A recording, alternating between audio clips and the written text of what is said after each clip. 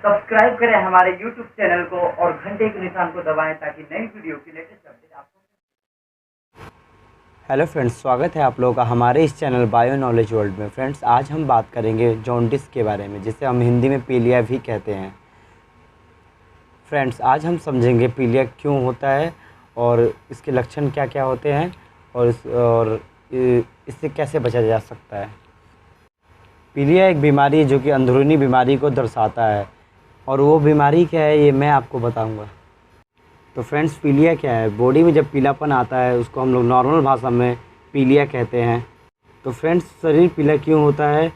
Friends, body के blood में एक पिगमेंट होता है जिसको हम कहते हैं बिलिरुबिन। अगर ये नॉर्मल लेवल से ज़्यादा हाई हो जाए तो पीलिया हो जाता है। फ्रेंड्स, ये एक तरह का सिम्टम है, और ये क्यों होता है इसमें दो सबसे बड़े रीज़न हैं। फ्रेंड्स, एक है लीवर, एक है लीवर के बाहर का स्ट्रक्चर। लीवर के बाहर का स्ट्रक्चर में जहाँ पे कोई रुकावट हो तो पीलिया होता है।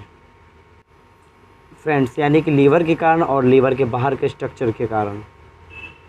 फ्रेंड्स, अगर हम लीवर की बात करें तो सबसे आम भाषा में जो कि वायरल हेपेटाइटिस कहते हैं, जो कि गंदे पानी से या गंदगी से होता है, दूषित पानी को पीने से होता है।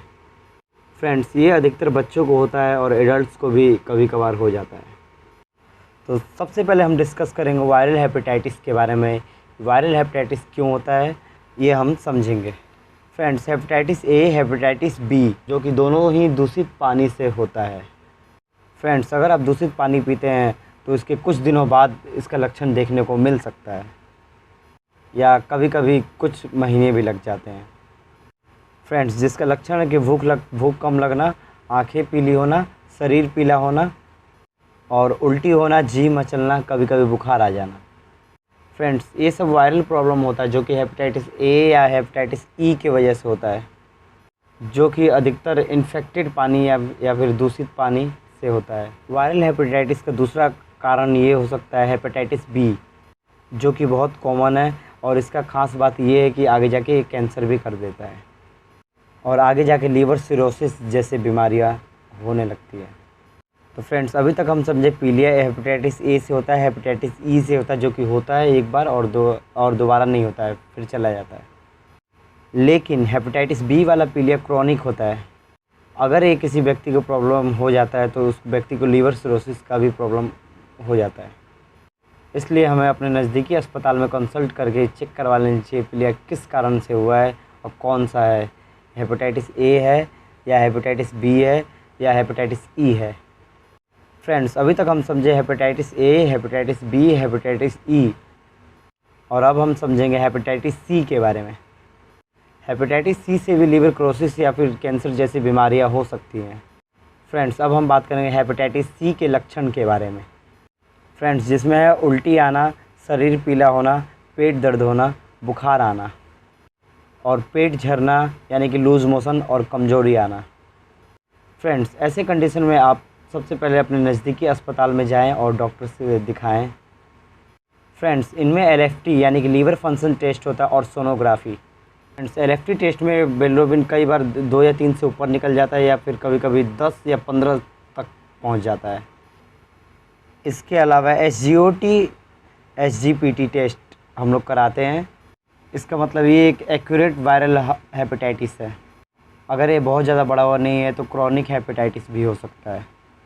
फ्रेंड्स, इसके अलावा वायरल मार्कर टेस्ट भी होता है जिसमें हेपेटाइटिस ए, बी, ई और सी भी पता चल जाता है। तो फ्रेंड्स, अभी तक हम लोग समझे hepatitis A, hepatitis B, hepatitis E, hepatitis C. Friends, अब हम समझेंगे बिलिरुबिन टेस्ट के बारे में। हमारे शरीर में एक बिलिरुबिन नाम का पिगमेंट पाया जाता है, जिसके डिसबैलेंस होने के कारण हमारा शरीर पीला पड़ने लगता है। बिलिरुबिन का स्तर नॉर्मल से अगर अधिक हो जाता है तो उसे हम जॉन्डिस कहते हैं। फ्रेंड्स, बिलिरुबिन टेस्ट जॉन्डिस के अलावा और भी कई बीमारियों का पता लगाने के लिए किया जाता है, जिसमें कि बीमारी लीवर इन्फेक्शन से होता है, इस टाइप की बीमारियों का पता लगाने के लिए किया जाता है। फ्रेंड्स, जिसमें कि जॉन्डिस आता है, हेपेटाइटिस आता है। फ्रेंड्स, बिलिरुबिन एक पीले रंग का पदार्थ है जो कि हीमोग्लोबिन के टूटने से बनता है। अनकॉन्जुगेटेड, कॉन्जुगेटेड और टोटल बिलिरुबिन का क्या मतलब है? फ्रेंड्स, जब हीमोग्लोबिन टूटता है और अनकॉन्जुगेटिव बिलिरुबिन बनता है तो सबसे पहले वो एक प्रोटीन के साथ अटैच होता है। इसे हम अनकॉन्जुगेटेड बिलिरुबिन कहते हैं। जब लीवर में जाता है वहाँ प्रोटीन से उसे अलग किया जाता है और शुगर के साथ जोड़ा जाता है। इसे कॉन्जुगेटेड बिलिरुबिन कहते हैं। टेस्ट के द्वारा हम जान सकते हैं अनकॉन्जुगेटेड कॉन्जुगेटेड बिलिरुबिन कितना है। इन दोनों मात्राओं को जोड़ देने से हमें टोटल बिलिरुबिन का पता चलता है। ये टेस्ट कैसे किया जाता है? इस टेस्ट के लिए एक ब्लड सैंपल की आवश्यकता होती है जो कि पेशेंट के बाजू से लिया जाता है। फ्रेंड्स, इस टेस्ट से पहले किसी खास सावधानी की ज़रूरत नहीं है। ये टेस्ट कभी भी किया जा सकता है। बिलिरुबिन के नॉर्मल वैल्यूज़ क्या होता है?